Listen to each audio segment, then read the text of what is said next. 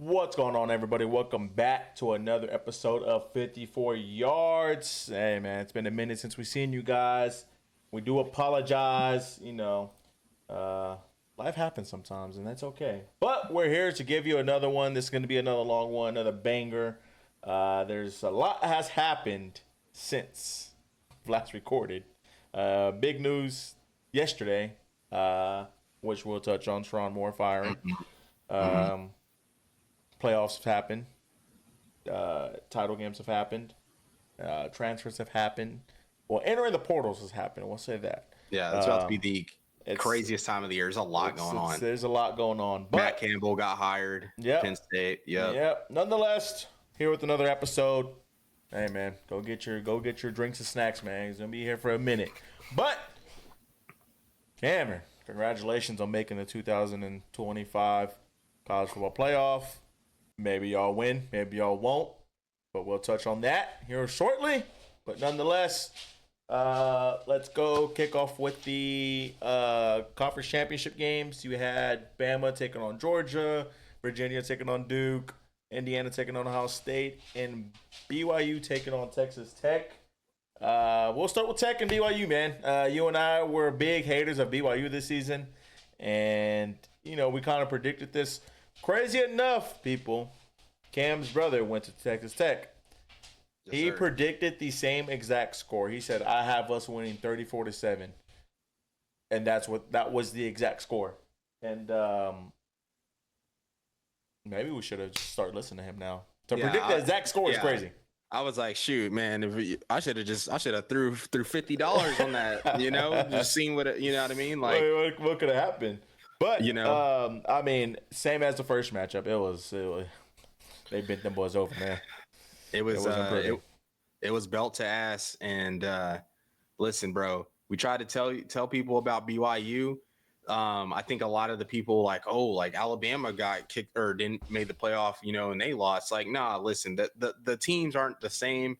BYU turned the ball over 4 times in the second half alone. I mean, outside of the first drive, because everyone was like, oh, BYU took the lead. If you actually knew what you were watching, they ran 2 trick plays on the first drive of the football game to move the football. So, they're going to have success, but that stuff isn't sustainable at all, So. I mean, anytime you have against a team like Tech, I guess this year, anytime you have probably 1 turnover, 2. I think Tech had a turnover, right? As well. Yeah. Mm-hmm. But anytime you have 2+ turnovers, you're probably going to lose the game. And I mean, towards the end, they're just kind of forcing stuff. And also a little bit of, they were just really just out-talented. I don't think that they're a playoff team. Who? This is, Who, Tech? No, BYU. Oh, okay. This is kind of what happens when BYU plays good teams. They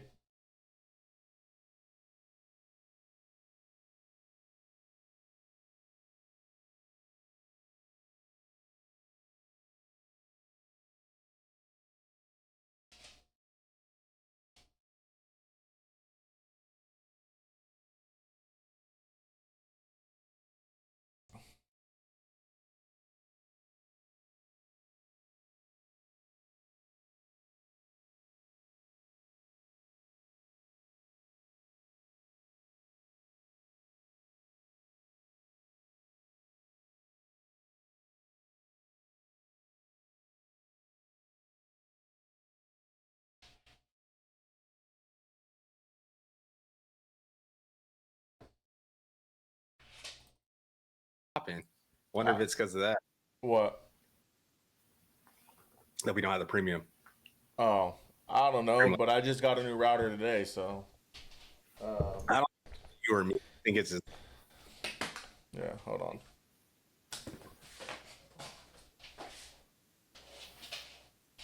Go. Go. Go.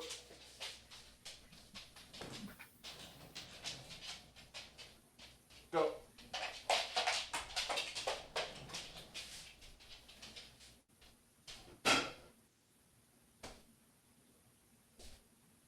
outside?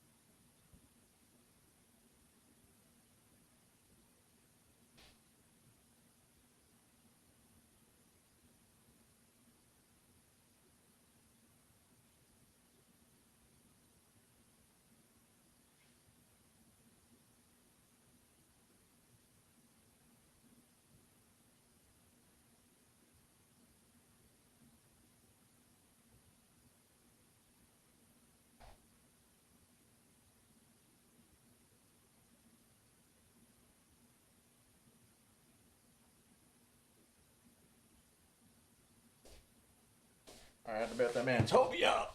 Oh, I left the back door open, so I might have to pause when he comes back in and run over there. No, you're good. Okay.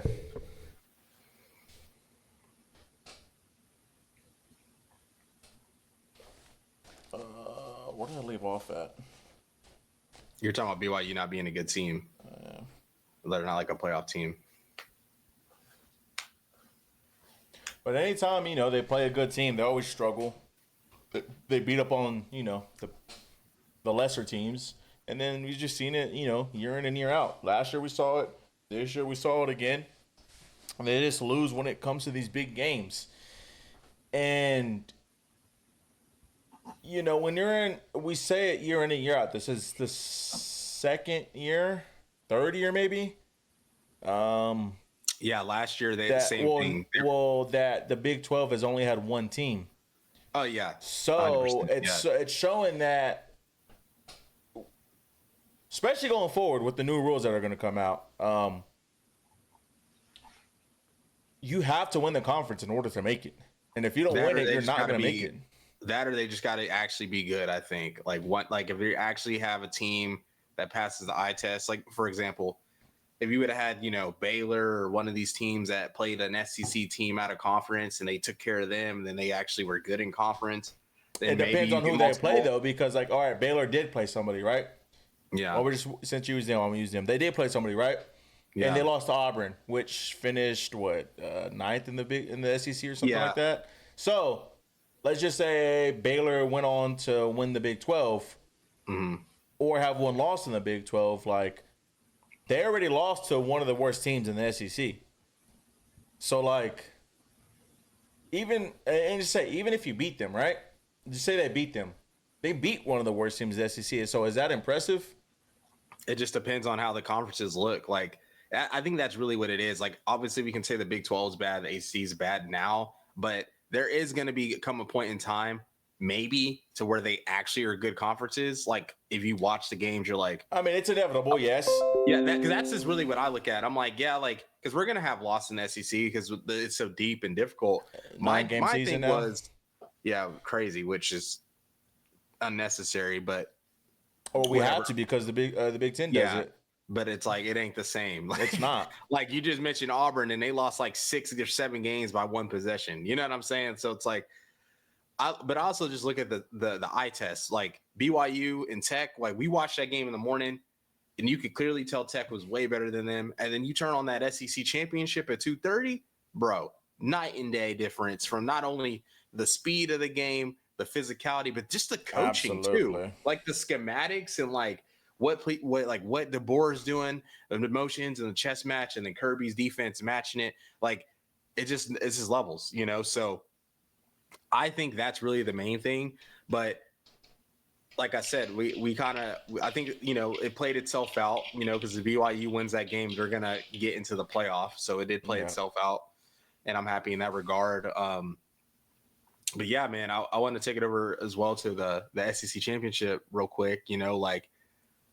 Tough game for DeBoer. End up getting his first L to Kirby, and Kirby, beats Alabama because in the past, he just struggles with them for some reason, whether it be Saban or DeBoer. Since he's been there, just hasn't taken care of business. But dominated the game start to finish. I mean, they made plays on special teams, on defense. Gunnar Stockton didn't really light them up, but he threw for 3 touchdowns, 150 yards, was efficient with the short fields and special teams. And yeah, man, Alabama, they're becoming one-dimensional on offense, and it's really, really starting to become evident. I think as they're playing good teams, really starting with, I mean, you can say LSU, but really starting with Oklahoma and kind of going from there. I mean, every team that's had a good defense has, been able to like slow them down or like completely like wreck the game. And I think, Oklahoma wrecked the game, Georgia wrecked the game. I wouldn't say Auburn did for the most part, but Auburn like kept them in check to where they were able to play with them. So I think that's becoming an issue. Apparently Ty Simpson is allegedly banged up a little bit, has like a back issue. A little bit. We'll see. Hey, they're saying if this man plays, his career is over. It's not sounding great, but listen, I'm gonna just say that until it's officially, if something officially comes out. But it's not, because y'all playing them, so you got, what I'm saying? Yeah. So if y'all play them and he's out, it don't count. No, it doesn't matter. We already beat them with him. That's true, but it don't matter because this matters more. You could beat them during the regular season. I mean, maybe if we don't win that regular season game, we're not even in this situation. But I'm saying this game matters more. For sure. This game has more to it than a regular season game. People can't say like, oh, y'all beat them. Like, bro, we just beat them last year. Bad.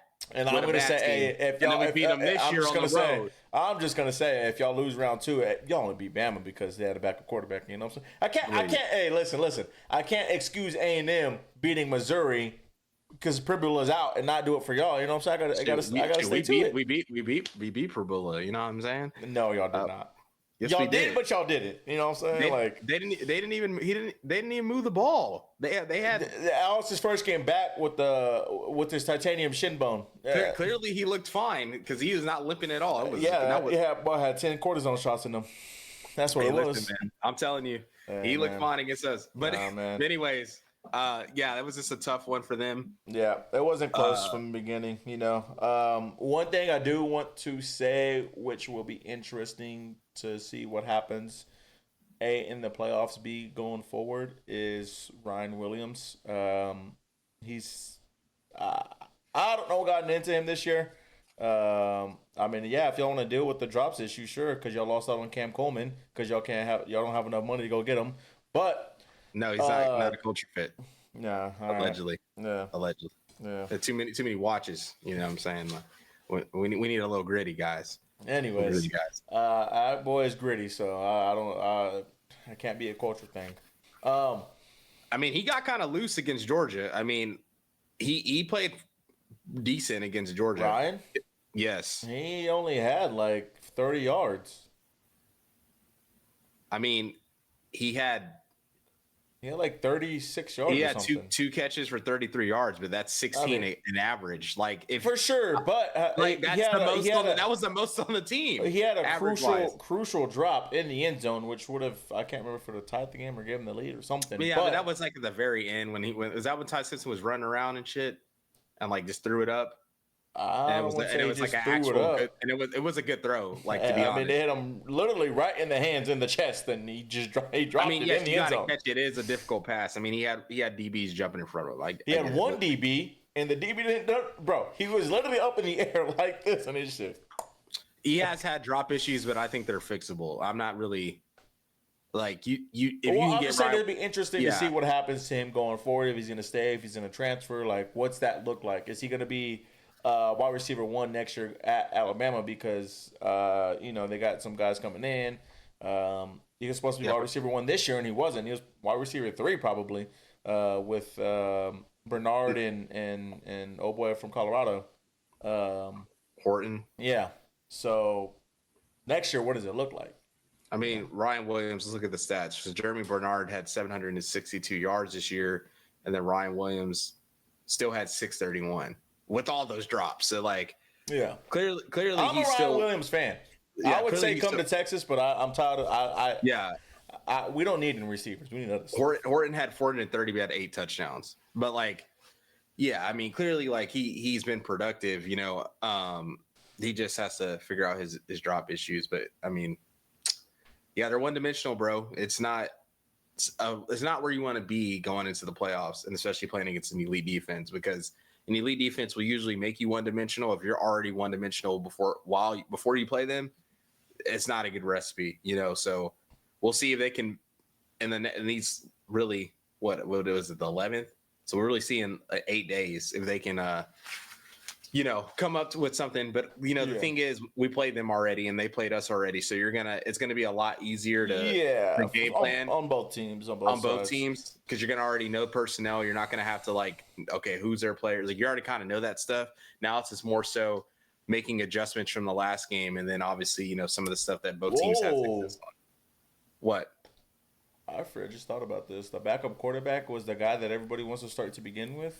Keelan Russell. That boy finna have a breakout game against y'all. Take them to the Natty and win it. No, bro. Hey, man. I'm gonna tell you like this. I'm gonna tell you like this. We have the best defense in the country, and from what I saw against a good, I'm just telling you, they're already one dimensional. You plug in a freshman quarterback on the road in Norman and a playoff game, it's going to be crazy there against the best defense in the country, against the best defensive mind in the country. Hey, man, some people just shine under the lights. You know what I'm saying? Once they hit once that light hits their skin, sometimes people hit that skin, you know what I'm saying? They just get activated, you know what I'm saying? Think it's a pipe dream. Like that. This is not how shit works, bro. Hey, when he not against elite teams. Maybe against just some mid teams. Okay, some good teams. When he throw for 300, elite teams, no. When he throw for 300, run for another 100, and he had 4 total touchdowns, I want to hear it. That or that would be some shit that happens to y'all. It's not gonna happen. No, but I'm saying like that's just the type of shit too. Like a crazy game like that is the type of shit to happen. Yeah, that just ain't gonna happen. I don't. Hey, man, they already got him. Hey. I expect to see Todd Simpson run out there against us, and we'll see if he makes it through the game if he's actually this hurt. I don't know, man. If I'm him, I wouldn't risk it, but that's just me. I mean, he understands the playoff. The thing is, he can also come back next year. Yeah, but it depends on if they're talking the severity of this injury, how severe it is, and what it can lead to. I mean, he just has some discs moving. He's all right. He'll be good. He might have to get back surgery. Yeah. So, and he'll end up like all these other guys with back problems that don't have a long career. But anyways, after that was Virginia, Duke, and Indiana, Ohio State at the same time. Yeah. We'll touch on Indiana, Ohio State real quick. Great game, great defensive game, great battle. I mean, they look like the number 1-2 team in America. Yeah. Like a stalemate. Very similar to y'all's game. Yeah, and, I was surprised Indiana won the game. I didn't expect them to win the game, especially after the way Ohio State looked against Michigan. I just thought Ohio State was just kind of clicking on all cylinders. But at the same time, I don't know if this is the kind of things you want to do to Ohio State. Beat them right before playoffs. Listen, bro, I know, dude. But the thing is that, this is maybe a little different. You get the 2 seed, they still get the bye. So I'm like, okay, that's good. Do we want Ohio State after a bye though? That's what A&M Miami, right? I mean, yeah, but I also I kind of feel like you like to play you in this situation. But the difference is, a team like Alabama, we got a bye before this because we didn't play conference championship. Mm-hmm. They played, and then they're having to play again instead of Georgia they didn't get rewarded. So even though people are because I was hearing Josh Pate talk about it, he was like, people are mad Alabama, is in the playoffs. He was like, they're kind of in the worst situation. He was like, it's not like the game against Georgia didn't happen. It's not like you didn't get more banged up in that game, and you have to play and you didn't get a chance to heal. So he's like, I mean, that's kind of what happens with these conference championships. It's a risk reward. You win, you get a bye, you get to heal up, and you get to win your conference higher seed. You lose, you might still make the playoffs, but you can't take away a game. And so that was good points. And going on what you said, man, Indiana, they're really just improving every year. They're literally the number 1 seed in the tournament. And if you were telling people that last season after the playoff, you'd be like, it was a fluke. Look what happened against Notre Dame. They lost. No, man, they had a tougher schedule this year. Beat Oregon, beat Penn State, both on the road. beat Iowa on the road, and then they beat Ohio State in the Big Ten championship. So And they were tested because they got tested in the Iowa game, in the Penn State game, and the Penn State game, and then against Oregon, they kind of had the lead most of the game, but it was just tough to go in there and win and kind of do it the way they did. And yeah, man, salute to them, salute to Mendoza and all them. And Mendoza, we think he's going to be good. They're talking about him being the number one quarterback, taken off the board. We'll see how good he is in the NFL. Like I was telling Carlos, off camera, I think it's more of a fit for system. I think if he goes to a team like the Jets or something like that, I mean, look, bro, it's the Jets. Like we're gonna need someone generational to come up in there that just can win no matter what the situation is. So, yeah, man, we'll see how his career pans out. And of Oklahoma, if we can take care of business in round one, that's what we'll see in the Rose Bowl. So we'll see him firsthand, but. Yeah, and obviously Duke, Virginia, nothing really to talk about there. Duke wins the ACC as a 5-loss team in conference. Not a good look for the ACC, but I mean that takes us over to our playoff rankings. These were released on Sunday. I think a lot of people really thought Notre Dame was going to be in, but I think after we kind of saw the writing on the wall, where they ranked Notre Dame, where they ranked Miami, I kind of was like, okay, they're close enough to where Miami's going to jump them. They have the head-to-head. What I didn't expect was for Alabama to not move at all and for us to play them. I thought we were going to play Miami or Notre Dame. I thought that was who we were going to play at the in host, but we're playing Bama. But Notre Dame is the team that's left out. And, we're going to go through the bracket real quick. Number 1, Indiana, number 2, Ohio State, 3, Georgia, 4, Texas Tech, 5, Oregon, 6, Ole Miss, 7, A&M, 8, Oklahoma, 9, Alabama, 10, Miami, 11 is 11 Tulane. Tulane, yeah, JMU's 12. So that's the bracket. The first year ever we get 2 G5 teams in. I think that's going to cause a lot of stuff to get changed because clearly, I just need some belt to ass. Clearly, the spreads are crazy. And listen, we don't mind the G5 teams in. I do mind if they earn it. There ain't no way in hell you earning that. You cannot tell me anything for them to earn it. They've earned it before. No, they've earned it There's before. only been one time, and it was Boise State. And still look what happened. Cincinnati. And then what happened? They still earned it though. You can't discredit. No. Yeah, they didn't. No. They didn't earn it. The committee tried to prove a point, and they did prove a point. Yeah, they put them in. They put them in, and then we complained that they put them in, and then after they put them in, they got absolutely. Yeah, if you're ranked high after we said that, after they put them in, and we're like, look, this is why they're not in. This is why we don't want them in because nobody wants to see this. And here we are making this rule. We are playing different sports. I mean, Oklahoma played 8 teams ranked in the top 30 in FPI, and I don't know who. I think James Madison played like one team ranked in the top 60 or top 50, and it was Louisville. So it's like. That already shows they're on different playing fields, and like Tulane and Ole Miss played early this year. That game wasn't close. Like the teams at these they schedule like teams like Tulane, or even then, Tulane's in the playoffs, and look what happened when they played Ole Miss the first time. I agree. Like there's nothing you can tell me. There's nothing they can do. Sure, maybe they win a game. But, like, if it's that early in the season, it's still completely different. Yeah. Look how bad Texas looked at the beginning of the season versus how they look now. The same thing with Notre Dame. Yeah, Notre Dame didn't make the playoffs, but they're a completely different team now than they are week 1, week 2. They actually can run an offense now. They have an offensive identity now. They didn't have that week 1, week 2, week 3. They struggled with that. And as the season progressed, they found it. So, last year with Oregon, Boise State lost by 3 points. Mm-hmm. But Oregon progressed so much throughout that season, and you saw it. They beat Ohio State. Yeah. So, like. But I just say it in the fact if you go undefeated, like it's really to me, it's like you got to go undefeated, and they got to like win a marquee non-conference game, no matter who they play. Then like if they're gonna be ranked high by default because they're not gonna lose, and they're gonna be getting ranked higher and higher each week. That's when I say like. And they got to have like talented players. That's why I say when they earn it, like, because to me, I'm like, okay, that's understandable. My issue is because we have multiple G5 teams in the playoff with losses. Like Tulane has like 2 losses or 3 losses, and then JMU has 1 loss, right?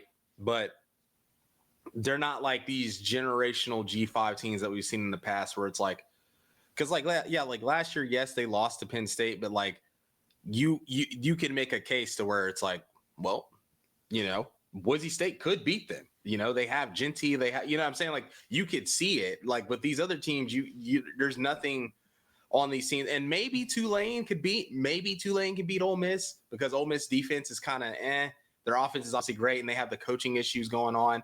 And Retzlaff, they have like an ex, power 4 starter as their QB, and they have talented players. And Summerall is a really good coach. Clearly, he's at Florida, or is his real job's at Florida, but he's. I was thinking about that in the shower and random. Yeah. When you think about this stuff in the shower. But JMU's coach is doing the same thing. But Retzlaff, I can't remember whatever the last name is. Jake Retzlaff. Retzlaff. Yeah. He went to BYU, right? Yeah. And he couldn't win anything. I mean, he had them basically where they were at last year. Yeah. The same thing. Or this year, the same thing. Like the team that they are is the team that they were with him. And he went to Tulane. And like, I don't want to say struggled, but yeah, but his team got worse though too, like overall. For sure. But you just feel like if you have a quarterback from a Power 4 university that was in playoff contention, you would probably go undefeated. Or my only rebuttal is he did go to the American. Well, my only rebuttal is he did go to the American, which is like. But that means you're saying the American's on par with the Big 12? It's close. It's a lot closer than you think. Like, I'm not saying it's not. I'm just saying that's what you're saying, right? I'm saying it's not that much of a step down. You're kind of saying what I'm saying is, how do you have a Power 4 quarterback coming in and not going undefeated in the conference? Yes, they won it, but they didn't go undefeated in the conference. That just kind of shows you, in my opinion, how bad the Big 12 is. They did go undefeated in the conference, I think. Tulane. Well, they had 1 loss, but they I mean, they only had 2 losses in total. Yeah, they lost to Ole Miss and UTSA. But yeah, no, I get what you're saying. Like, I get what you're saying. Like, we're gonna have to come up with some rules. We'll see. That takes me over to where Notre Dame's at. They released that they make the playoff. They're being crybabies. Marcus Freeman took the ball and went home. They're not gonna play in their bowl game. And now they have apparently an MRO or MRU or MRO, whatever it's called. MOE? Or something like that. Something like that, where they will get an automatic bid if they finish ranked inside the top 12 moving forward in the playoffs. How did that pass to begin with? Dude, who knows? I knew that they could get a bye somehow, which I was like, okay, that makes sense. But that is crazy. They already don't have a 13th data point. They don't play anybody. When you look at who they do play because they're like, we play Power 4 teams. Like, when you look at who they play the worst teams in these Power 4 conferences. They're not playing, because they have their relationship with the ACC. They played Miami. Great. It's not like they played Miami, Clemson, and Florida State, right? It's not like they're playing. And yes, Florida State wasn't good this year, but I'm just talking about from a team that's like, oh, this team can beat them from a talent perspective.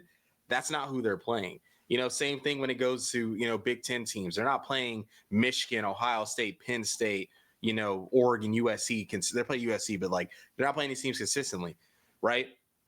If Notre Dame wants to be so big and bad, fine, let them be independent. But the problem is, it's not fair to these other schools like Oklahoma, like a Texas, who have to go through these gauntlet schedules, and Vanderbilt have to go through these gauntlet schedules in the SEC, and then Notre Dame can cherry pick their schedule, maybe play 2 or 3 hard games a year, and then maybe look, this year they lost 2 out of those 3 hard games this year, and I know we've been talking about them, but even then, BYU,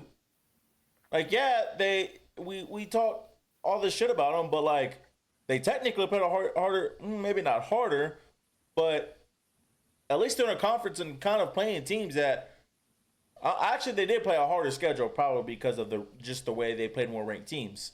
So the fact that they have to fight with you because you're playing easier teams and not in a conference isn't fair either. Yeah, and the fact that they would have probably got in same record and BYU's second loss would have, yes, been to the same team. Yes, it was convincing, but it wasn't a conference championship game, which Notre Dame can't even play in. To me, that just eliminates Notre Dame as well from that.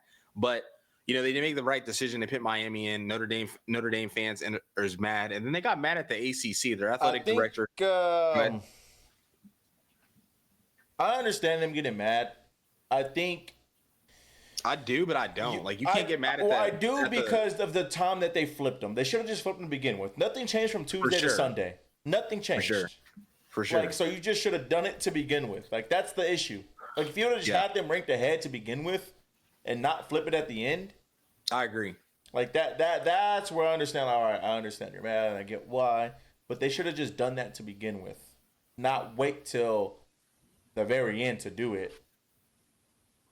No, I agree. I mean, that's kind of my issue with the show is it's all for money. So they got to have the show weekly. That's what it's for. But also at the same time, I never understood why. I think the committee, they're just too reactionary. Miami lost those games. They lost 2 within a 4-week span. And the committee drops teams so drastically instead of looking at teams' resumes from a holistic body of work. I think that's how you got to rank a team every week. It should be more like a real true power rating where it's yeah, they have 2 losses, but they've done this in the year. They're still, if you put them on a neutral field against so-and-so team, they would still be in, a top 14 team. There's no reason they should have really ever dropped down to 18, 19, wherever they drop down to. And that's what causes a lot of these issues to begin with, because the committee is just so reactionary and it's just emotional. It's not a holistic ranking.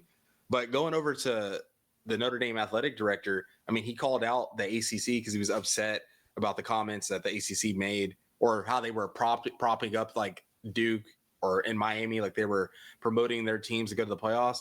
I'm listen, I get why you're upset, but at the same time, the ACC has a true commitment to their true, actual ACC teams in schools. These teams are actually in the ACC. Y'all are just a business partner or someone that it's beneficial for us. It's beneficial for y'all. Y'all get to play, these teams to make your schedule tougher. We can also tell our ACC schools, hey, you get a chance to host Notre Dame maybe or go to Notre Dame maybe. So it's good for you for our non-conference game or just to have Notre Dame on campus.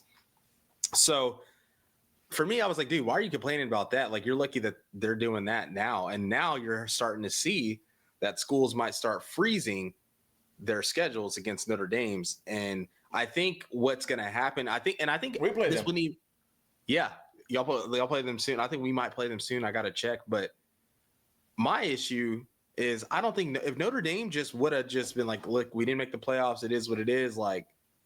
Whatever, didn't make a spectacle out of it. I think they would be fine with, this rule and stuff like that. But I think since people are kind of getting fed up with them and the fact they're complaining and then the fact that this rule came out that they automatically get into the playoff and then now you have their AD talking and this and that. And I think now that the conferences are going to be we have the power, we can not play them and force their hand.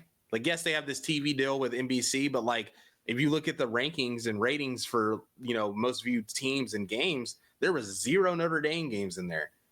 0. And I was even talking, to my friends. The 10 SEC teams. Bro, and I was I'm not going to lie. I can't tell you, outside the USC, outside the A&M game, the Miami game, which I think the Miami game was on ESPN. I think the A&M game was on NBC. And then the USC game, which was on NBC, I was bro, I'm not turning Notre Dame on.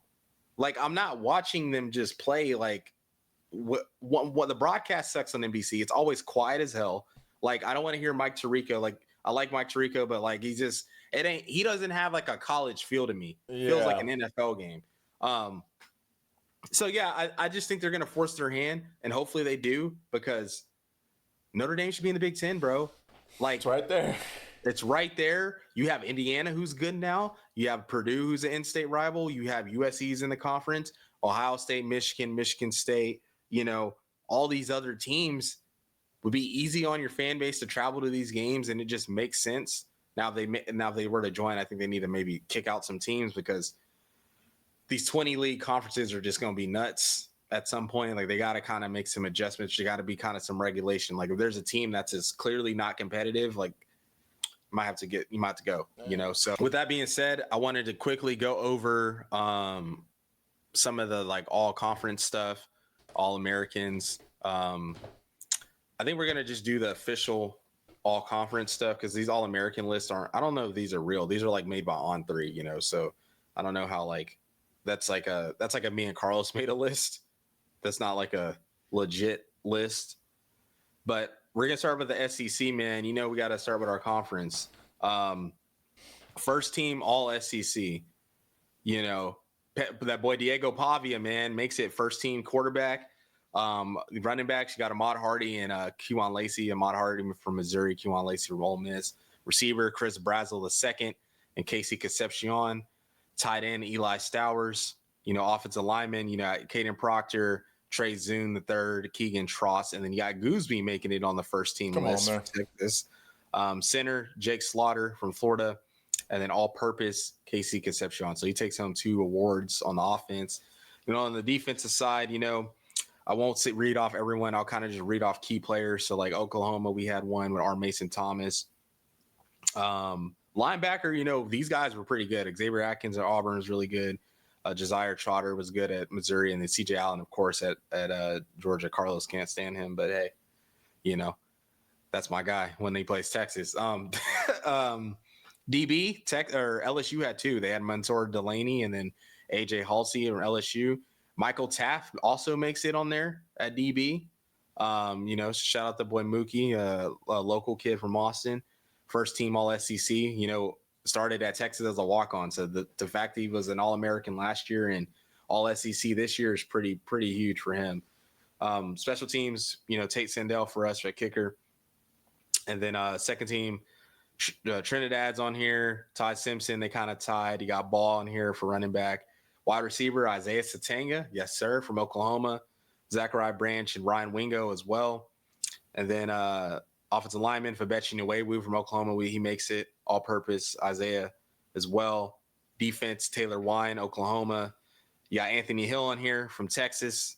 DB, you got Peyton Bowen for us. And Niblett makes it for special teams. I think he was the returner of the year. No, it was second team. Second team. Doesn't make sense. I mean, first team I get because who was it? KC Concepcion. Yes. Yeah, I think even though Niblett had a better Niblett had more touchdowns, and Niblett was on kick and punt. KC was just on punt. Maybe they watched the film and saw he got a couple of those because people were getting blocked in the back, and they were like, "Yeah, let's put an asterisk on that." No, they probably just watched that A&M going to the playoffs, and he's not. Bro, that's why Kirby Smart did an onside kick, bro. He knew he couldn't kick it to him. Hey, but regardless, man, Oklahoma finishes second in the SEC with 10 all-conference players, and we got robbed. David Stone should definitely be all-conference. How we got the best defensive line in the country? Anthony Hill should be all-conference, too, but here we are. He is. He's second team. Oh, he's second team, but like first team. Oh, yeah. But I'm just saying, like, just making a list. Like, this David Stone didn't make a list? Like, bro, he's literally unblockable. He has, like, the highest grades. Like, don't know how he doesn't make it, whatever. Or Grayson Halton, you know, whatever. But we're second. Georgia was first with 11. Texas was third with 8. So it's funny, you know, when we first joined the SEC 2 years in, Texas makes the playoffs first year, plays the SEC championship first year. OU makes the playoffs the second year.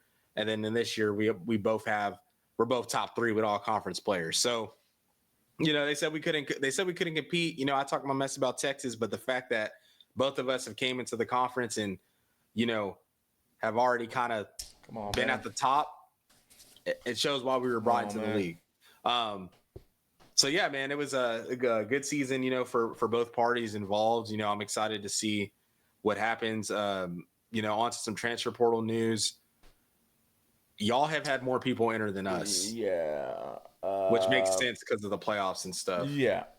Trey Owens, CJ Baxter, Jared Gibson, Aaron Butler, Melvin Hills, Santana Wilson, Will Stone. And today was Derek Williams Jr., which was the one that hurts the most out of everyone that transferred. You know, he's been on 3 seasons. He was good. he was, a returning safety with experience, full seasons of experience, and he sat behind Taff all those years. So, Well, he had the job actually, and then he got hurt yeah, against us when Hawkins started. yes, last And year. then and that's kind of when, like, because Taft was playing a lot, but that's really when Taft took the job and ran with it and hasn't looked back. Yeah. So So that's the one that kind of hurts. Everyone else, it's like whatever, Trey Owens. I mean, he got some guys coming in. CJ hasn't been the same since that injury. Um, I mean, those are the biggest ones. So, not. It's not the worst. I would have just liked Derek to stay. That's the only one. I'm just like, that sucks. But other than that, I mean, hey, we're probably gonna build. I don't think we should get running backs in the portal, but we're probably gonna get at least one, and then we probably need some linemen and some DBs. yeah, those are your portal needs or wants. One, both. Okay. I think the needs are gonna be linemen and DBs. 100%. 100%. Yeah. I like that. I like that. Yeah, I would say for us, our portal needs are going to be tight end. I think we just need to get like somebody that's just like elite to where we don't got to take off the field. They can do everything. We don't really have one of those. We either have like blocking tight ends or like Jaron Kannick, who's like a really good weapon. Like we don't have like multiple. I would say another running back. The issue is we're just so young at running back. So it's going to be hard, I think, for a young guy to want to come in, especially with the recruits we have, to want to come in and sit behind. So, and like, it's going to be hard to get an older guy who might just be trying to play for his last chance. So maybe we get somebody that's like kind of just like a journeyman back that's like good enough that can kind of play in spells just for some depth. But if you got a chance to upgrade, like you take it, obviously. And I want another receiver, maybe two. We're gonna have John coming back, get him some weapons. I would say that's probably a need because I think Isaiah might leave. This draft stocks apparently is just surging right now. Which I mean, I'm leaving especially if you're leaving, running 4-2. Bro, I'm out. Yeah. I mean, he's your second team All SEC. I'm out. You're fast as hell. Like this draft class is trash. Like he's not gonna go in the first round, I don't think. But like we see how the NFL values speed. Like if he has some crazy 40, like I would not be surprised if he went late in the first. And then I would say on defense, linebacker, because we're kind of thin there. Depends on what happens. And then obviously, I would say probably interior D line. I think we're gonna have like Grayson Holt and Dominic Williams both leave. We're gonna still have Stone and Jaden Jackson, but for some depth. And then corner, I'm fine. We're young there, but dude, I'm cool with those guys. I think you maybe bring in like a extra body in the secondary, but there's really no need. Oh. And then offensive line, I think we got to go get a center. We got to go get like a mauler at center. That's someone that can, because everything else I think is solid. We need a like mauler elite, like dirty, we just need a center, bro. That's just like blue collar that ain't gonna do nothing flashy, but like he gonna get the job done. We need someone like that. So I would say those are my portal wants/needs for the roster. SEC all freshman team. Did anyone from Texas make it? Grayson should have, but nope. Really? Yep. That's crazy. I feel like he would have. He started all year. At Texas too. Yeah, for us, we had Torrey make it and Cortland Guillory. So, I wonder. Not only did he start, he was good. Really good. I think these awards are pretty political at the same time. I mean, I'm looking. I mean, he didn't even make the. Is this the freshman one? No, I think I put the freshman one in the chat. Yeah, the true freshman one all on 3. This is like from a mag or from a publishing. They for offense they have Malachi Toney, true freshman of the year for offense. Defense, DJ Pickett, true freshman of the year. And then Oklahoma has 2 people here. We had Lance Jackson. What's he? What position is he? D-line. Yeah. Which he was good. He was really good for us, but just I don't know. I felt like Grayson deserved to be on there. So another thing I wanted to do, obviously we're gonna get to Sharon Moore here soon, but quick little news, kind of go through some stuff. a couple of coaches have been hired since we've last recorded that we haven't really talked about. So, Pat Fitzgerald just got hired at Michigan State, Northwestern's old head coach. I think that's a great hire for them. I think that's kind of a home run because he had Northwestern moving. Like, not that he's a bad coach. It's was like perfect for him. I don't know, man. That program might be cursed right now. That program might be cursed right now. Sean Marion or Sean Marion. I'm thinking of him. It ain't 3-man weave, man. You know Brennan Marion. He left Sac State as the head coach to become Colorado's offensive coordinator, and I think this is a good hire for him, or a good hire for Dion to really like have somebody that can kind of run the offense. But I also think it's smart for Brennan because I think if he does really well there, you got Julian Lewis, you're going to have some talent. I'm sure you're going to be able to get somebody in the portal, like receivers. But I think for him, like, you do well here, bro. Like, you can, Dion's had the health issue stuff. Like, it could be a quicker way to become, like, maybe the head coach of Colorado if he's there a couple years or, go somewhere else. So he got hired. Will Stein, obviously the OC at Oregon, goes to Kentucky. I like that hire. I'm curious to see how it works out. Apparently he's from Louisville, so he is from Kentucky. Like that job means something to him. So we'll see what that looks like. Brian Hartline finally gets a head coaching call. He goes to South Florida. So G5 spot for him, but the dude is the best receiver developer in the sport, and he's going to be in Florida. Like, I probably would put money down that he will have a 5-star wide receiver committed to him next year. To USF, just because of who he is and the state he's in. Like, it just makes too much sense. Matt Campbell gets hired, goes to Penn State. Talk about Penn State getting lucky. This is one of those opportunities or situations where you swing and miss like 20 times and you still get probably the best coach for your school in this situation.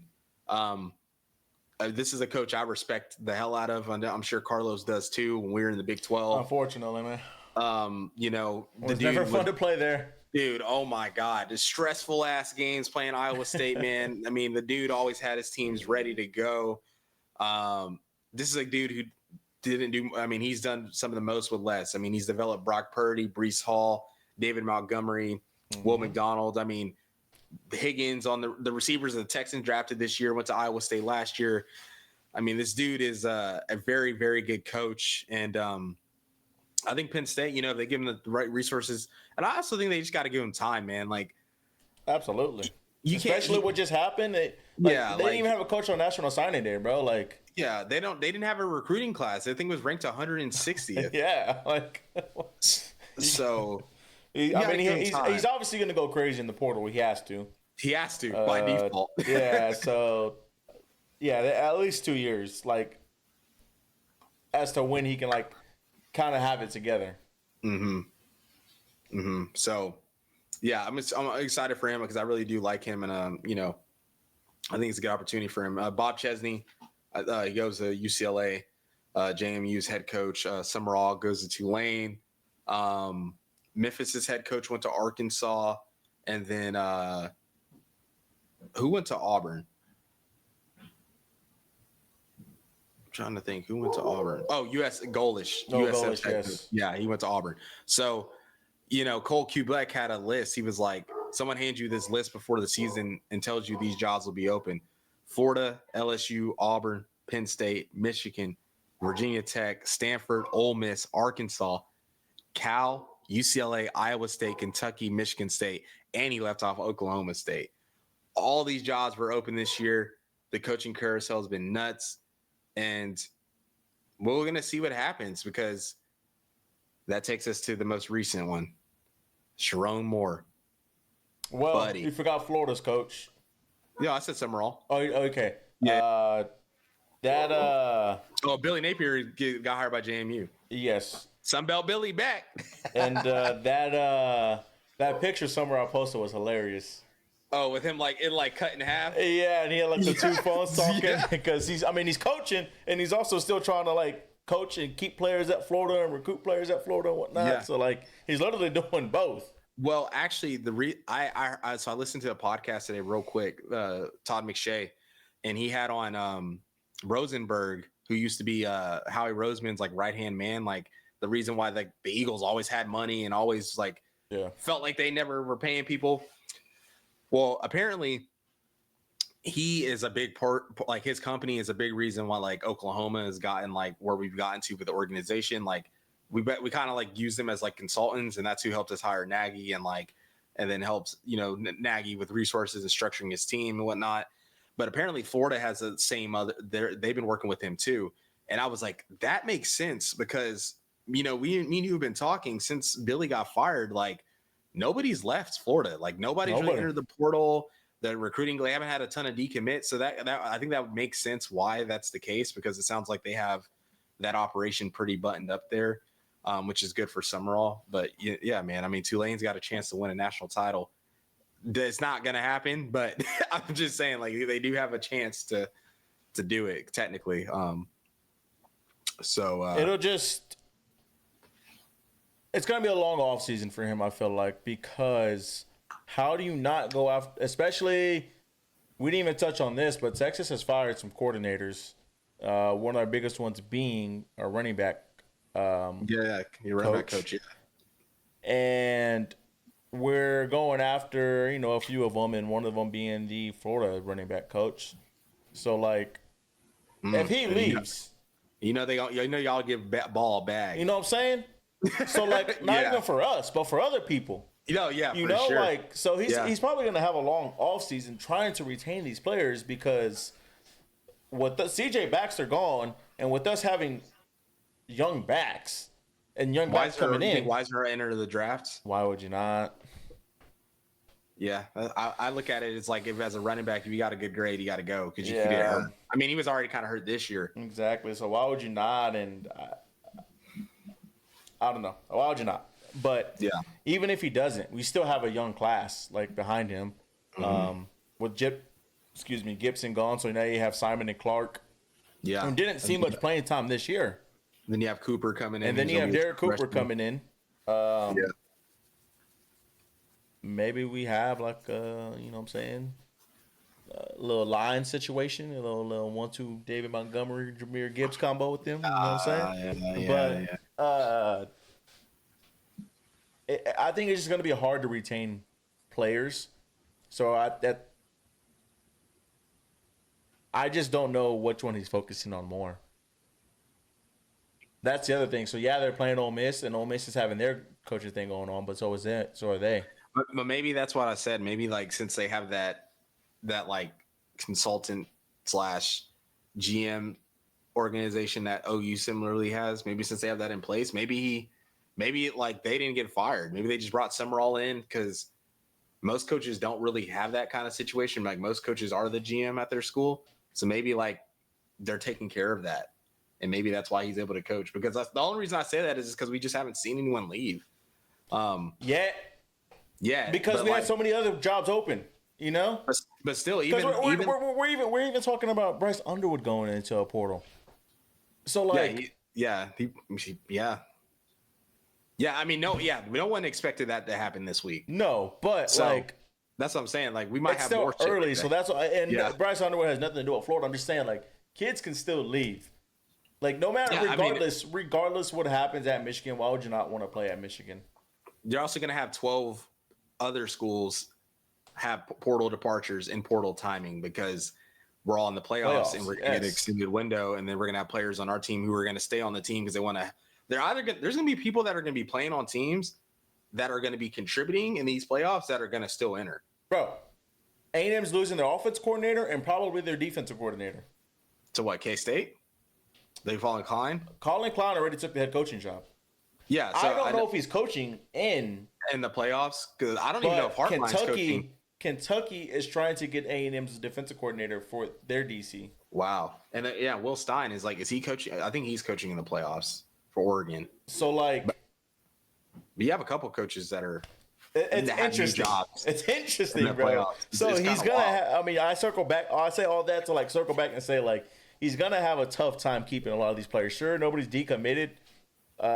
Well, I think the commitments kind of have to go, right? Especially if they signed. Yeah, it's over. Like they're at least locked. They're at least locked in. The guys there can transfer. Yeah, but I don't even. I think there's only one window now, and I think it's. No, I don't think there's. I think this is the last year they're going to do the spring portal. Like, I think after that, it's just going to be this, like, in the winter. Hey. Which I like. Hey. What? It's going to be some chaos if that's the case then. I know. How many transfer portals? There, yeah, it says there is only one transfer portal for college football, which is in the winter. Instead of multiple windows, college football now operates with one designated portal, and it officially opens on the 2nd. Oh. So like people are entering and stuff, but you can't officially like enter and like actually like take visits, I would assume, and like have contracts in place. But that's the thing, it's all being tampered with. Like these people are being, a lot of these people, I feel like especially the high name people probably already got 3, 4, 5 offers on their table at least. So they're already kind of got an idea of what the market is, what they're worth, like where they're going to go. So yeah, man, it's going to be crazy. Like I can't wait to see what happens from this. Like, you know, it always hurts when you lose a guy and you're like, damn, man, I liked him, or I wish he was going to do something crazy. But yeah. And then, I mean, we just brought it up, Sharon Moore. I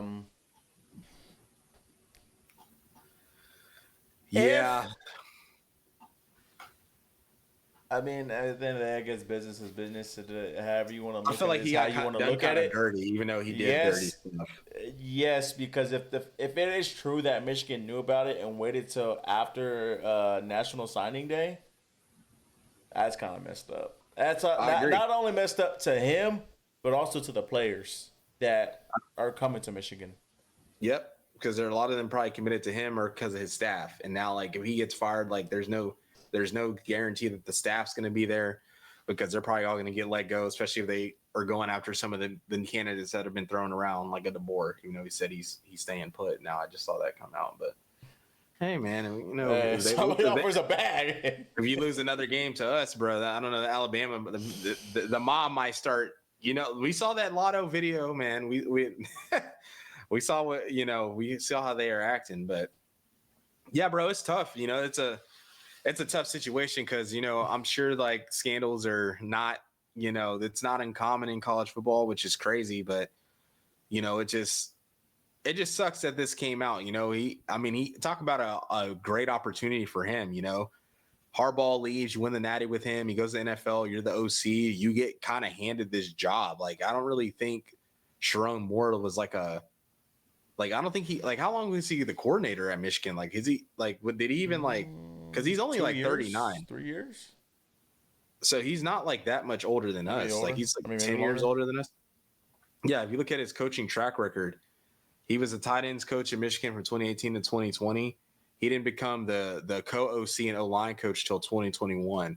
And then in 2023, he was the OC/acting head coach and then became the head coach. So, like, he never even had, like, a real true coordinator job besides at Michigan. It was for, like, a couple years. So, like, the fact that you have, like, arguably a top 10, top 15 job easily in the sport, and you just kind of, you know, and, like, yeah, last year wasn't the greatest a year, and like this year, you know, you don't make the playoffs, but like it's not like you had a bad season. You lose 2 games, 3 games, you know, and you had the true freshman 5-star quarterback that, you know, had his ups and downs, but you feel like you could build off that going into next year. Like, you look at that. I mean, I'm gonna say he did great for not having weapons. Yeah, it's like, I mean, even the season they had, it's like you lost a ton of people to the NFL the last couple of years, and you still had a chance to go to the playoffs. They beat Ohio State. They're going to the playoffs. Yeah. You know, so. And as history shows, that was very possible. Yeah. Yeah. So. It's tough. It's an unfortunate situation, man. It's just like, why? You know? And not, and not only that, like, we just live in a world with sports where as long as you win, it's okay, whatever you do. That's just unfortunate as it is. That's how the sports world is. As long as you win, it doesn't matter what you do. 100%. So, I think if he never acted the way he acted post the firing, he would have got hired somebody else. Yeah. It would have been a lesser job, but you do good at that Shit, school. he could have just been an O-line coach for 20 years and called it a day. Not even that, but if you go take a lesser job and you do good at that school, like a few years from now, they're gonna forget. Yeah, we see it all the time. I mean, it And they're happened with gonna go Petrino. and- It happened yes. with it's happened with in all sports. other coaches. Yeah. But the fact he did what he did afterwards, threatening his wife, threatening himself, breaking into that girl's house, threatening her, all that. Whose house did he break into? Was the girl he had an affair with? Yes. Oh my God. All that is what's ruined his career. I think if he did none of that, he would be quote unquote fine and had another job. But since he done that, I think he's done. I agree. And it's just not a good look, man. You know, like you gotta listen, bro. We're minorities. You can't be messing around on these jobs, bro. Like this is what's gonna happen. They gonna make an example. They did Mel Tucker. He got fired for the same shit. Sexual allegations. Where's he at? Being horny on the job. I think he's chilling, bro, because he got 80 million. But yeah, he got fired, bro, and then he got paid his 80 million. And yeah, I mean, he's been out of coaching. Sharon Moore won't get that money, right? Because he got fired for calls. Yeah. Well, Mel Tucker technically probably got fired for cause. If you get fired for cause, you don't get all of it or you don't get most of it. I don't know like exactly how it works. It's probably in the contract somewhere. Depending on how much you get for fired for cause. USA Today published a sexual story for Mel Tucker.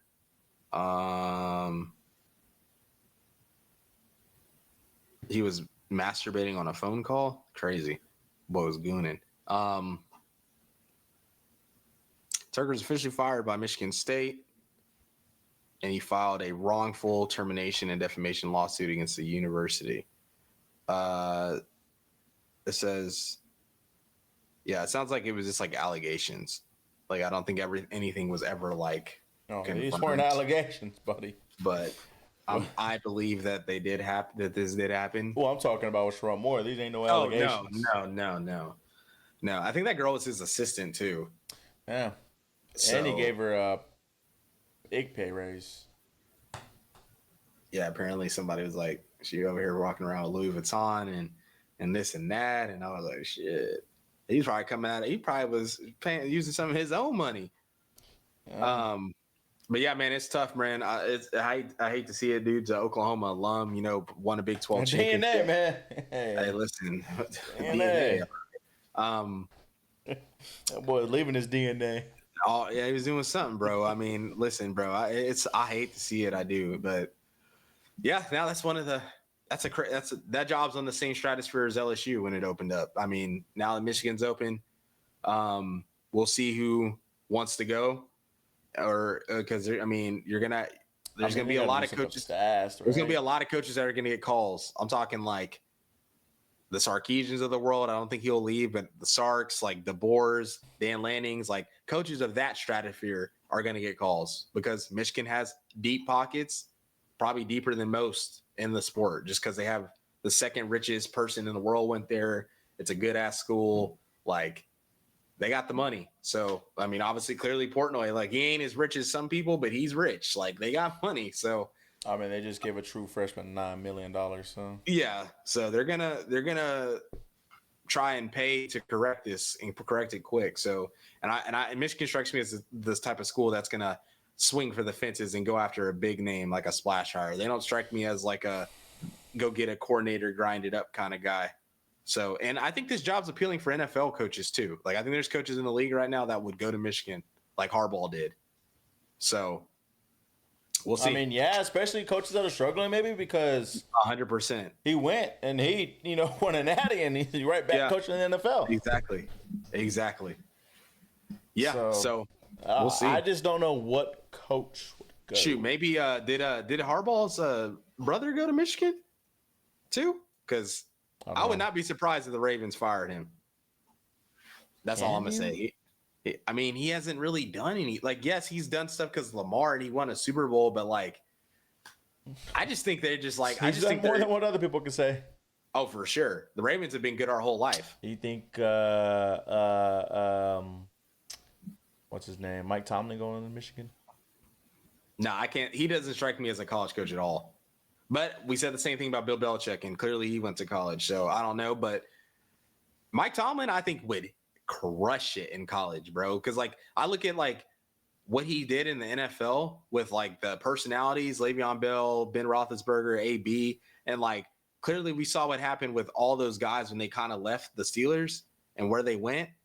Dude, I think he would crush it in college. I think I look at Mike Tomlin, he looks like someone who's like going to demand a ton out of you, but he also looks like that's a coach you would just love to play for. So I'd like it. I think it'd be cool, but I mean, hey, man, he might win. We might fuck around and win the division again this year. I mean, the dude finds a way to make the playoffs. Like, he finds a way. Yeah. I mean, I think that's pretty much it. I mean, before we hit this off, do you want to talk about y'all's matchup, or do you want to save that for another episode? I mean, it's a big matchup. I know we got some time. Not really, because it's next weekend. As of now, Alabama is favored 1.5, but thanks. I thought it switched. I thought we on some sites I saw us go to 1.5. Yeah, I guess it depends on the sites, but through DraftKings it is 1.5. Alabama. Got you. I will say this. I know we kind of touched on the playoffs already. I sent Cam an 11-minute voice memo the other day, kind of ranting, and and this is not even, I try to say this as much as possible, because even though I am a Texas fan, this has nothing to do with Texas. I just want the correct thing. That's all I want, which the committee, did do the correct thing this year as much as they could. Teams lost and they had to put 2 Group of 5 teams in, and that's unfortunate as it is. But, with Miami being in over Notre Dame, I thought that was the correct call. BYU dropping out, I thought that was the correct call. And Alabama not dropping out, I thought that was the correct call. Mm-hmm.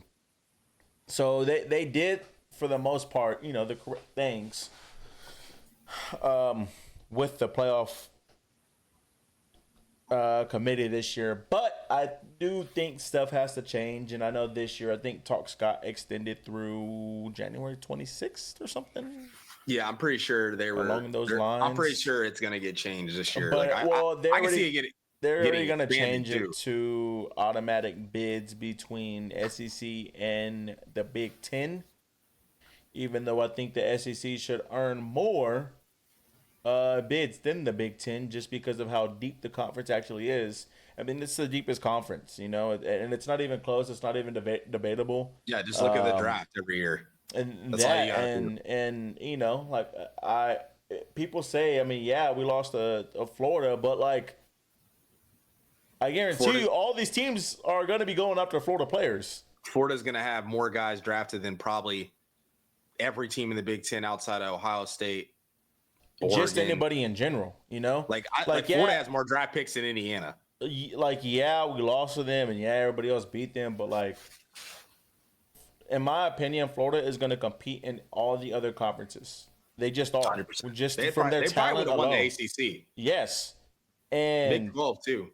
And if you look at their games, they were giving everybody else a run for their money. I mean, Georgia barely beat them, and that's a playoff team. That's the number 3 seed. And they had people sitting out too. Like, I'm talking about when the Florida team was healthy and like against Texas and had everybody available. Like, that's what it could look like. Absolutely. And like, yes, we lost to them and whatnot, but at the end of the day, when I say records don't matter, I don't mean as in like, Duke getting in at 5 losses. I mean, when it comes to like, bubble teams that are close, like Texas was, like Vanderbilt was, Notre Dame was, BYU was. When it comes to stuff like that, the record doesn't matter. Yep. Like, look at who they played. Look at what they have to go through week in and week out. Vanderbilt had 10 wins in the SEC. There's no reason they shouldn't be in the college football playoff. There's just none. Texas had 3 wins against top 10 teams. 2 of them were in the playoffs. We lost to 2 teams in the playoffs. Clearly, we were able to compete in the playoffs. We lost to one team by 7 points and then the number 2 team in the nation. Like, I think it just has. For one, I think it should be the committee needs to disband of like. Well, they just need to get people on there who actually watch football. Well, I think it needs to disband of commissioners from other conferences. That as well. I think there's a lot of biasness that goes inside of it. I don't mind like ex-coaches and stuff. I don't mind that either because they know the game. Yeah. 2, I don't think they actually watch the games. I really don't. Not all the games. I think they look at a score and be like, oh, yeah. Like, bro, you're not going to sit here and tell me they're watching, I don't know, Oregon, Purdue. Apparently. Like, they're not watching that, bro. Apparently, it's a mixture. Apparently, what they do is they do something similar to the BCS computer formula. That comes out. They look at it like that. Because if you look at that, because I don't believe it. Because then they compare it off that. Because 3 out of 5 BCS computers that were ran, Texas was in the top 12. Yeah, I agree. So like, but that's you're correct on that. But the reason y'all weren't is because of the rules. Like that's why. Like you're not in the top 12 because they have to pit G5 teams in there. That's why you're not in the top 12. Like we weren't in the top 12 regardless if they had to put them in there or not. We got ranked 13. Okay, still, like I'm just saying, like I have been seeing that. I'm like, that's why y'all aren't in it. Is because of that, not because of the. No, we're not in it because we're ranked 13.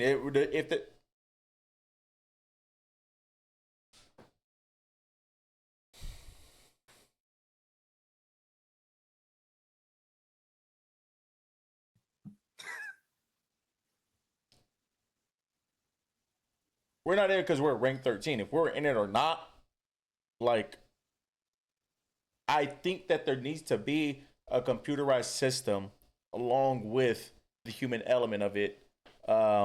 Just because the computer it has no bias. It doesn't know anything. It just knows numbers and what to look at. And you can tell it how you want something evaluated. So, back then, the BCS, like, it heavily favored how many points you scored. That's why everybody would run up the score. Because the more points you scored, the quote unquote better you looked. You can take that data point and lessen it, and you can make the strength of schedule mean more. Like you can do that with a computer. You can program it to do that, and I think that's what they have to do. Like there's no reason that a 3-loss SEC team shouldn't be in the playoff. Like that's gonna happen. It's gonna happen again. Alabama just did it, but yeah, it's gonna happen next year, especially with us going to 9 games. Like it is bound to happen. And you have players saying it. You have ex-players saying it, as in Caleb Downs. That is the toughest conference, and you have to play. You have to come with your A game week in and week out. And you have coaches saying it who probably don't want to admit it, like Kirby Smart. So, like, there's no reason Vanderbilt should be missing out. There's no reason Texas should be missing out. People can argue Notre Dame. People can argue BYU. But the conferences, one's not in the conference. 2, BYU hasn't even won the Big 12. We at least won the Big 12 before we left. Y'all ran the Big 12 before y'all left. Like, win the conference first, and then maybe start talking and saying something. Like, you can't even win the conference, and the conference isn't even come close to the SEC. So I just think there just needs to be more computerized system with it. Well, we might as well stay on for a little bit longer, just because the schedule reveal is supposed to come out in 1 minute now. It said 5 minutes ago, but now 1 minute for now what? Should be for next year SEC schedule for us. Yeah. No, I get what you're saying. I do get what you're saying. Real quick, while we wait on the schedules to come out, I won't break down the game just yet because I'll wait till next week when we get a little closer. But what I will say, Roll Tide. this guy. I mean, you sound like the media and everybody else, man. Listen, we heard it all year. Listen, the team got wind of it, saying it was a fluke. We gonna see, man. We gonna see. I will say this: out of everybody that is in the playoffs, there's two teams that I would not want to face. They're both in the SEC. They both wear red. Two. One is the Oklahoma Sooners, and one is the Georgia Bulldogs. One, Oklahoma has the best defense. Okay, that's you could debate it with Ohio State, maybe Indiana now, just the way that they just looked. But statistically speaking, they have the best defense. Against like who we play. Two, that offense has shown you what it has the potential to do. Now, if it does click, this is the right time to click. So you have to worry about that. Yep. They have the potential to beat you on the offensive side of the football as well. Don't let their pass games fool you. It is there. Something just has to click. So that is why I would be scared to play them. Two. And there's been moments, there's been flashes in games where it's like, okay, this is what it could look like. Even against Bama, LSU, Tennessee, there's been little pockets. Two. So Georgia. Ever since that Texas game, Georgia has been firing on all cylinders. Their offense has come together. Their defense has come together. It's Kirby Smart. When he has a complete team, when you have a complete team like him, man, it's not someone you want to go against. It's not someone you want to play against, and it's very, very scary. I would not be surprised if we see them in the national championship, and I would not be surprised if they win it. I voiced him along a few weeks back, and I was like, don't be surprised if Georgia wins the Natty. Like, I would not be surprised. They're firing on all cylinders right now. They are a very dangerous team, and we saw that towards the end of the year. Sure, they went toe-to-toe with Georgia Tech, but again, it's a rivalry game. Georgia Tech's not a bad team. The game was close last year. So don't look too much into that. They just demolished Alabama. They're able to run the ball. They're able to throw the ball. The defense can get stops when it needs to. If they need to go in a shootout, they already have proven that they can win in a shootout. Mm-hmm. Like, they can beat you in multiple different ways. So I would be very scared to play against them as well. Those are my two teams that I would be very, very, very scared to play against. Well, I'm pulling up the schedule reveal. I think it's on TV, though. It's on SEC Network. I was wondering if they were going to, just put out a graphic of that. I feel like they will, but hopefully they – you know how this should be. They'll put it out. They gotta make their money. They gotta do it. They gotta put it on TV first. They gotta make their money so they can say. I got it right now. Can we watch this and do this at the same time? How does that work? I mean, technically. Should we? I don't know. You can't show it though, can you? I'm asking. I don't know. I can have it to where it's showing it. I mean. Baylor versus Auburn, week 1.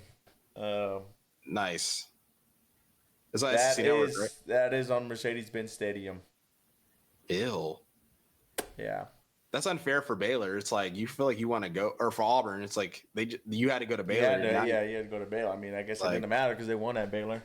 Yeah, but still, Clemson at LSU, week 1. Nice. That is Saturday, September 5th. Louisville versus Ole Miss. That is at Nissan Stadium, so that is a neutral site game. That, for those of y'all that don't know, that is the Titans stadium. Yep, I see it. I got it on too. East Carolina at Alabama, North Alabama at Arkansas, Baylor at Auburn, Florida Atlantic at Florida, UNL Monroe at Mississippi State, Clemson at LSU, Youngstown State at Kentucky, Tennessee State at Georgia. Hopefully they don't release this week by week. Hopefully they just do the non-conference and then they just show everything else. But we'll get to. We got to go to the Texas game week 1, right? 100%, got to. I mean, talk about a rowdy game. I'm sure game day will be here. No, that's week 4, I believe, or week 3. Week 1 for Texas this year is Texas State. Oh, well, apparently our schedule is supposed to be tough. Apparently we play in the beginning. Apparently we're going to play. We go to Michigan. Yep, and Ohio State comes here. Man, look, man, y'all got bro. The same shit Y'all, as last year, bro. y'all Damn. got Michigan when I'm actually mad. Last year we played them. We played Michigan. Man, I don't want to hear that. We went to Ohio State trap and pit the flag. Bro, that was like so 10 years ago. I also don't want to hear nothing because we played a harder schedule so far since we've been in the SEC. Yeah, but we played a better Michigan team. Know what I'm saying? And we went over there and won. Y'all got an easy Michigan team. You got we're about to go over there. We're about to go over there. Look what's going on, boy. They got the scandalous shit going on. They might hire Kalen DeBoer. They ain't hired Kalen DeBoer. Okay. They ain't hired BV. Hell nah, he ain't leaving. No use his dream job. All right, until Michigan calls, say, "Hey, we'll give you $25 million a year." He don't need that money, man. He does it for off the strength. Arkansas at Utah is a big game. That's big for both conferences.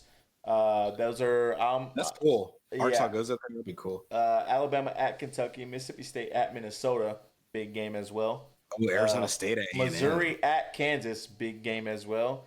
Oklahoma at Michigan, go Big Blue. Tennessee at Georgia Tech. That is a huge game. That's a big game for Georgia Tech. If they can win that game, there's a lot for them. Then Ohio State at Texas, and I didn't see the last one. Week games, whatever. Yeah, it was a week. I just want them to release the full schedule, bro. Yeah. Well, are we streaming tonight? What's the plan, Yeah, Carlos? we can stream tonight. Yeah. All right, so we're gonna wrap this up. Game starts in like 10 minutes. NFL. Never mind. This guy's LSU and Ole Miss week 3 on Friday remains in custody. Hey, LSU Ole Miss week 3, bro. You going? Nah, because it's in Oxford. But it's bro, week 3? Oh yeah, dude, they setting this up beautiful. Florida State at Alabama. Is that week 3? That's not even a game. Yeah. So maybe they might be. What if Alabama has a new coach? They're not finna. He's not leaving, bro. What if he does? Yeah, he's not leaving. Okay. I'll say it's like 70-30 he's staying. Bro, he just got there. Why would he leave like that? Because Michigan is going to come with that paper. They're also going to give him him why is he going to leave and not BV? Like, he's different people. All right, bro. I'm just saying. BV's not a money guy. Yeah, whatever, bro. I'm not saying DeBoer is either, but DeBoer, I think, isn't getting the support that he would get at Michigan from the donors, is what I'm saying.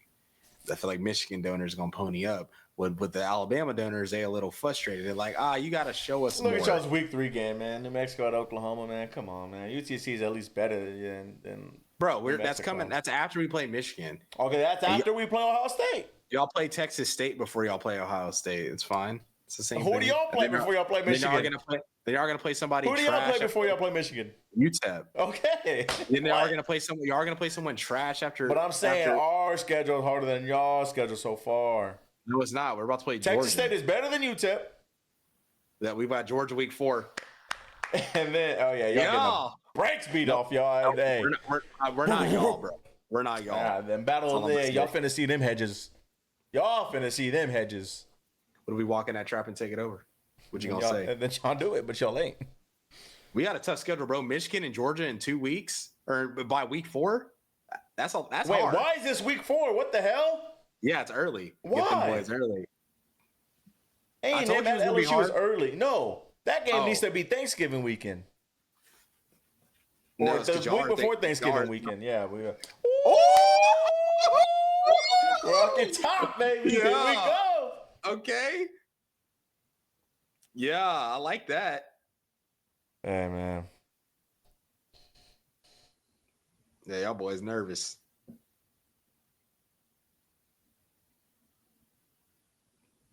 All right, man. Well, we got to get this stream going. It was a pleasure. I know we skipped around a lot. We got playoffs next week, man. And, this is what we watched the whole season for. Right here. I think this is the best playoff yet. As in terms of the teams that are in it. Obviously, you have Oregon, JMU, and Tulane, and Ole Miss. That's something we don't want to see. But as long as everybody takes care of business, the week 2 matchups are insane. You still have a great week 1 matchup with Miami and A&M. That's probably the best week. I guess Oklahoma, Alabama is probably a little bit better. But, a lot of these teams have something to prove, especially Miami. there's controversy of them getting in, and they have something to prove. They didn't make the SEC championship game. They barely made it in the playoffs. Are they legit? If they lose, they're going to say Notre Dame should have got in. So they got something to prove. So that game's going to be huge. But next week, be on the lookout. Big slate. Playoffs are here. I'll save my prediction for next week. But you've seen my natty game. You've seen the game played already this season. That's all I'll say. What? You think it's going to be Indiana, Ohio State? That'd be the only one. We've seen Oklahoma and Bama this year. We played Bama week 1. Y'all didn't play them week 1. Or we played them in the first round. Man. If that's what if that's the only game, then that's my game. This guy. If that's my only game, then that's my game, man. Listen, man. 1 week at a time, man. Chop wood. Oh, absolutely 1 week at a time. We got Bama first, and we will got to take care of them before we even look ahead, man. We got if Bama first. If y'all don't make it to the semifinals, man, I don't know what to tell you, man.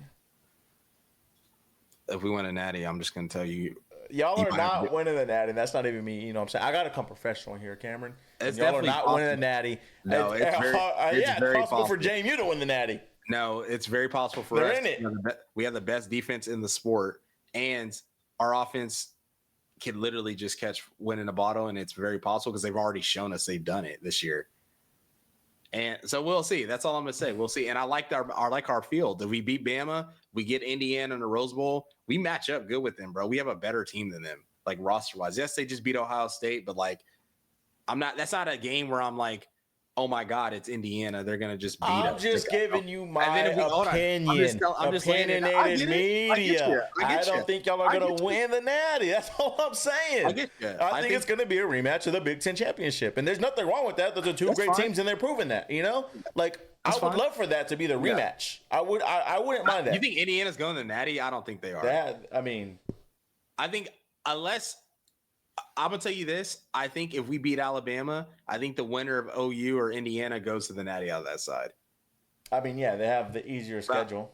But I just don't think they have the easier side. We'll see. We'll see if we get there. That bottom side is a gauntlet. I like the matchup with Indiana. I'm gonna say Ole Miss would play Georgia. The winner of Miami and Texas A&M is already going to be a battle, and they got to play Ohio State. Yeah, that side is crazy. That's why I wanted Indiana to win, bro. I'm not gonna lie. But when you're in the Big Ten, you rested up for that shit. You know what I'm saying? Like cheating, bro. Yeah, that's how they just rested up for that. Cheating. Yeah. Come on, man. Like the week 2 matchups have so much potential. I'm so excited. Yeah. Oregon Tech, bro. Yeah. Indiana, Oklahoma, Bama. Georgia, Ole Miss. Miami, Texas A&M, Ohio State. Like, that has so much potential. Damn. I want to go to the Michigan game next year, but I got Ohio State, Texas right here, way cheaper. Come on, man. But I got to go to a home game next year for sure. I need to like book it out. I've been telling you that, man. You're a fake fan. You're a Texas fan. Just admit it, man. That's all right, man. I just like you're a Cowboy fan. Come on, man. I just got put on the calendar. I had somebody else at work tell me I'm a low key a Cowboy fan, but I said, everybody is. Maybe I'll go to the OU A&M game next year because it's in Norman. As long as y'all. Then them boys over, man. You're gonna be sick if A&M makes it to the natty. They're not making it to the natty. They got to play Ohio State round 2, and then not only that, they got to play Georgia Ole Miss round 3. I think Miami might beat them. I have A&M winning the game. Miami has a very good offensive line and a very good defensive line, and I think Miami can expose them. And I think what A&M does well, I think Miami can defend it well. So that's why I think I might lean Miami, man. Malachi Tony might go for 200 on that. That's what I'm saying. I need Malachi Tony. Christ. And Carson Beck, bro, he's good. Like, he plays so on time that it causes him to make mistakes. This is what I told Steve. I said, the make or break of the A&M game is the DBs and Marcel Reed. Mm-hmm. That's going to be the deciding factor of that game. But all right, man. We got to get to this stream. We got 1 minute to set it up. Yes, sir. I got 1 minute to set it up. I will be joining shortly after I heat my food up, man. Yes, sir, man. But that'll do it from your boys over here at Opinionated. As always, we'll catch y'all guys next time. Welcome. Boomer.